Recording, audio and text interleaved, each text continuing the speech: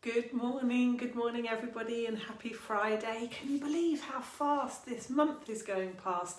Lots of you have been in touch to say that you're having a really bumper month. Lots of business, I don't know, confidence seems to be returning, or maybe some people are just starting the new year in confident mode, in optimistic mode, which is brilliant. So lots of you have told me that you're really busy this month. Hope you're having a good January. Hope you're having a good week. I've had a great week. I've been working on some workshops for a client all around managing people, and also how to put the right compensation in place to drive the behaviours that you want. So that's been lots of fun. Always enjoy preparing and delivering workshops. Hope you're having a good week too. And we've got lots of new members, so welcome to the Real Entrepreneurs community. We're really thrilled to have you here. More than 100 people now, 100 members in this community, so we're really thrilled to have you here. If you are London based or close to London, really hope that you can come along to our next community event, which is next Thursday. You should see the event in the group, or ping me if you can't find the details. It'd be really great to see you. Come along, meet some of your fellow community members, and let's get the new year really, and the new decade started off in the right way.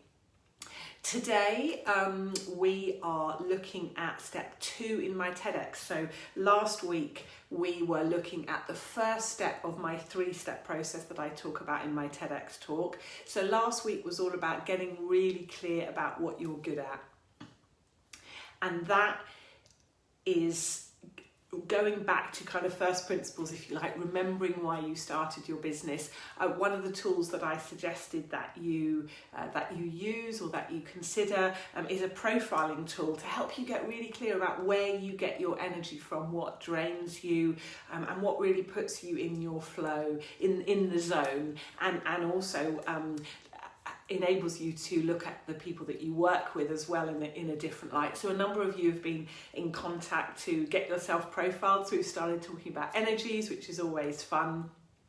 So that is the first step, is getting really clear about what you're good at. And unless you do that, you will find yourself being spread too thin. You will find yourself being that generalist that we all have to be at the start of our business journey. But it is important to remember what that specialist skill is, what that specialist passion is, what that special source is that only you have, and kind of get back in touch with that. That really is important in order to avoid burning yourself out and avoid getting overwhelmed. So step 2 for many people is actually the hardest, and that is stop doing everything yourself. And one of the reasons, and it sounds so easy, right? And it's very obvious. Oh, stop doing everything yourself. Yeah, that's great, Lisa. It's really hard for a number of different reasons, and I talk about this a little bit in my TEDx talk. I notice a lot of guilt and shame associated with this. So a lot of people feel really guilty about giving other people tasks that they find boring or dull or energy draining.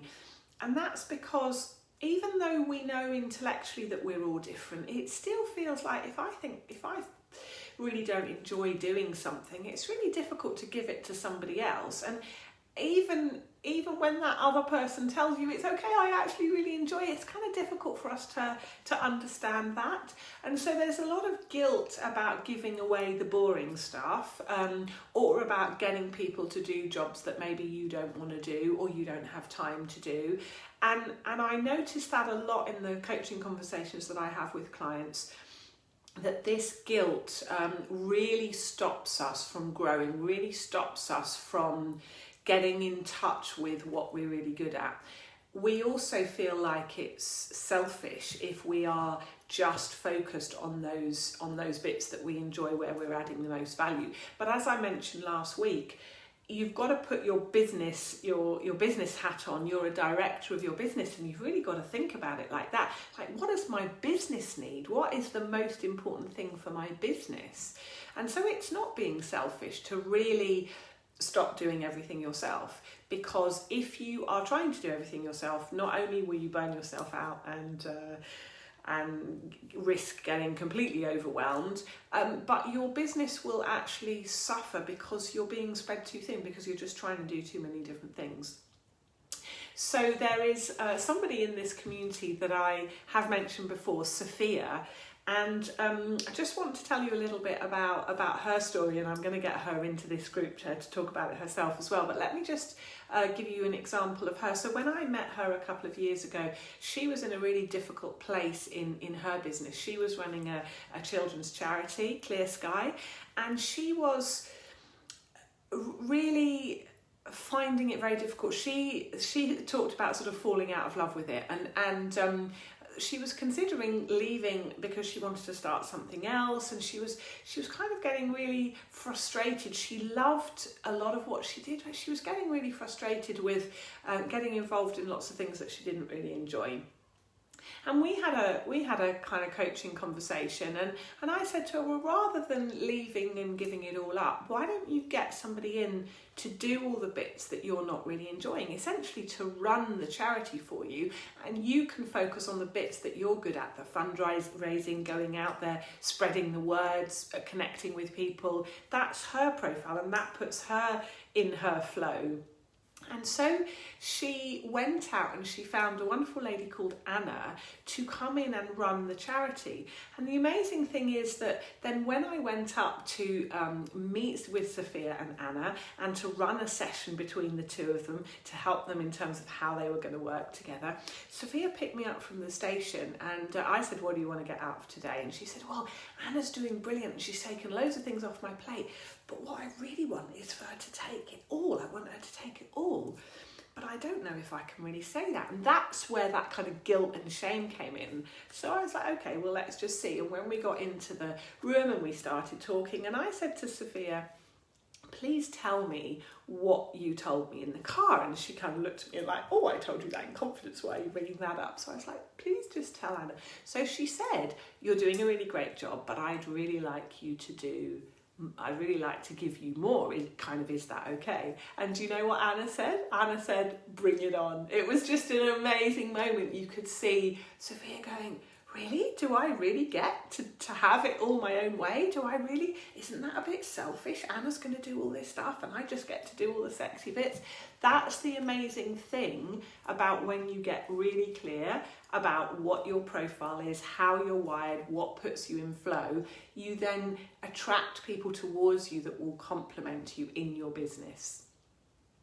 It's really important to remember that there are many things that you are capable of doing. We're all very capable as business owners. There are many, many things that we can do.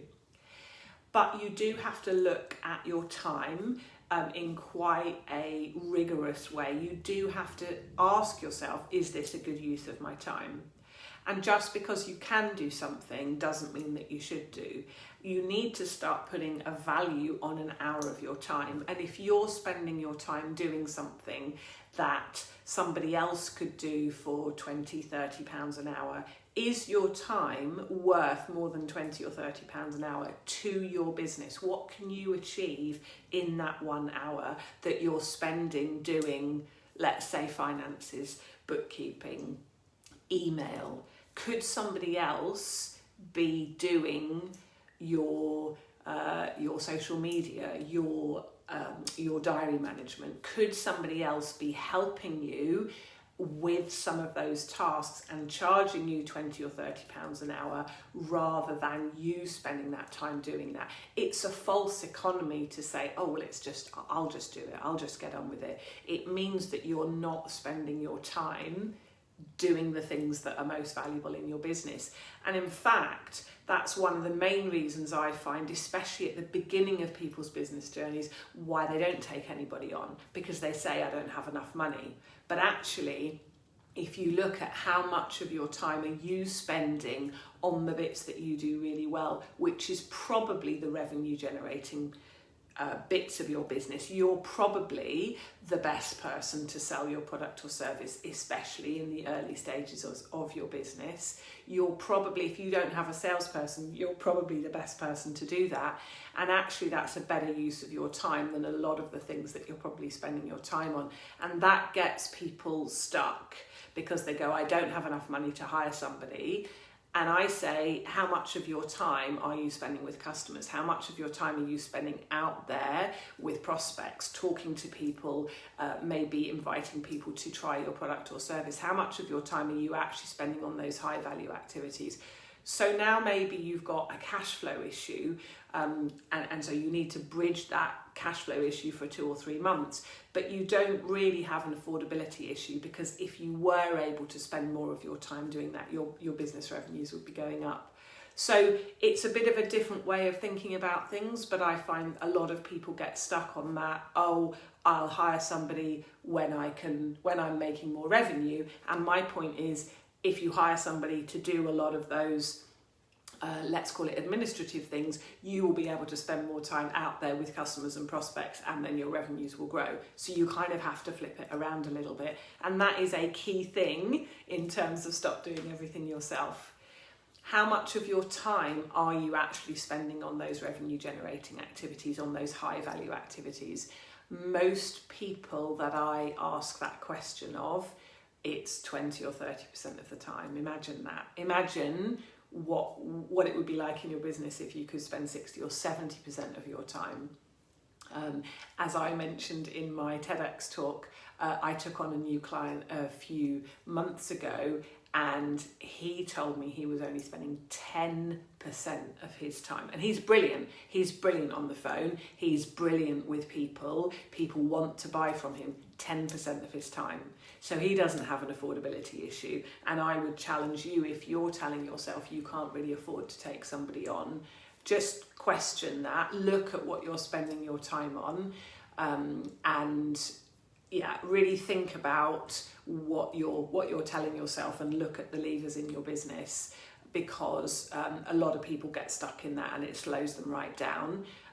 If you're too busy firefighting, you are not going to be able to get your head up and focus on those high value activities.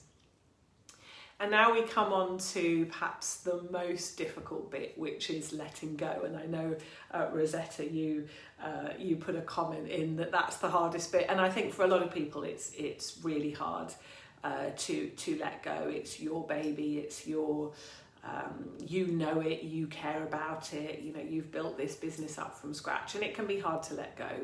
It can be really hard to let go when the other person doesn't do things the same way as you would.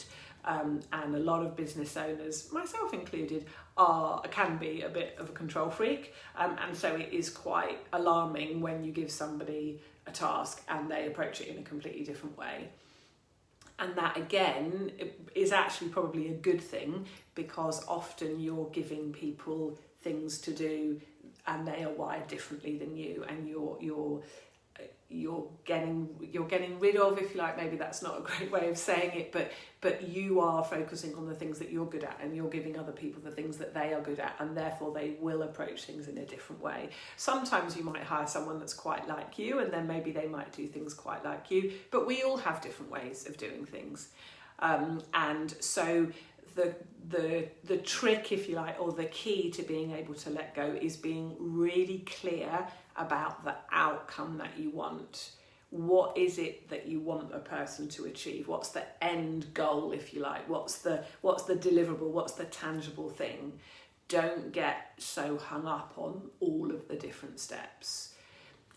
Sure, when you're delivering a product or a service to a customer, you have ways that you do things in your business, and you should be defining those. But in terms of individual tasks, it doesn't matter how the person does it, as long as they get to the result that you want. So again, I would invite you to challenge yourself, and even better, get your people to challenge you. If you are a bit of a control freak, say that to them and tell them that it's okay. In fact, invite them to challenge you if you're getting too picky about the way that people do things. And the reason that this is important is that people don't like it when you're looking over their shoulders. If you get a junior person in and you have to train them, they will probably be more comfortable with you sort of taking them step by step. A more senior and more experienced person, is much more likely to be like, yeah, that's fine, you've told me where you want me to go, let me get on with it. And if you're looking over their shoulders, they're not going to like that. A lot of people really don't enjoy that. They want you to be clear about what you want, about the timescales, about what to do if they get stuck, about what you want as an outcome, about how you can contact them, etc. So you need to be really clear about those things, but then you need to walk away and say, I trust you, I have confidence in you, let me know if you're struggling. And that can be really, really the hardest thing to... Good morning, Lisa, good morning. We're just talking about delegation and letting go. Always a toughie for many business owners, and I'm just explaining that being really clear about the outcomes and not getting too hung up about how somebody achieves what you want them to achieve, I think is the key to letting go. But I'm not going to tell you that it's easy, because it really isn't. A lot of people really struggle with it, but it is the key to building the team and getting up and out of the day-to-day running of your business, avoiding overwhelm, and crucially avoiding burnout. If you've got a team already, then but you need to be able to grow it, and the key to growing your business is, as I say, getting up and out of the day-to-day, and that does mean delegating, that does mean letting go to your team, so that you have got the headspace and the focus, the headspace and the time to focus on where do you want to take your business, what's the value that I can add. Then you are also able to see your people much more clearly and what they can do. So it's really important to think about your business. I tell you what, try and separate in your head a little bit you from your business. You are not your business. You are an absolutely integral part of your business, but you are not your business. And if you can try and take a step back and look at your business, what does my business need? What is it that it needs from me? What kind of energy does it need from me and the other people? And what kind of tasks are the core tasks, and who needs to do them. It's really like almost looking at it as a jigsaw puzzle. If you are completely overwhelmed, if you are completely spending all of your time firefighting, you're not going to be able to look at it like that. And so it is really important to get yourself up and out so that you can see your business as separate from you, and be really strict with yourself about what those key value add activities are, that where you add the most value in your business. Because most of the business owners that I speak to, they are not spending the majority of their time on those key activities. They are spending the majority of their time on lower value activities, or activities that are outside of their flow. So it's not easy, but it is absolutely crucial. And next week, we will look at step 3 of my TEDx talk, which is how to find those right people. Once you've got really clear about what you're good at, and once you've got your head around the fact that you really can't do everything yourself and you are going to need to let go, then it's all about finding the right people, which is what we're going to speak about next week. So thank you all for joining. Who have we got on? Lisa, I've said good morning to you. Amanda, good morning. Really great to have you here. Eliana, thank you. Thank you so much for your email yesterday, Eliana, and for all that stuff that you sent me. Absolutely brilliant. I hope you're great. Happy New Year to you all. Those of you that are London-based, event next week, Thursday morning. Really hope that you can join us.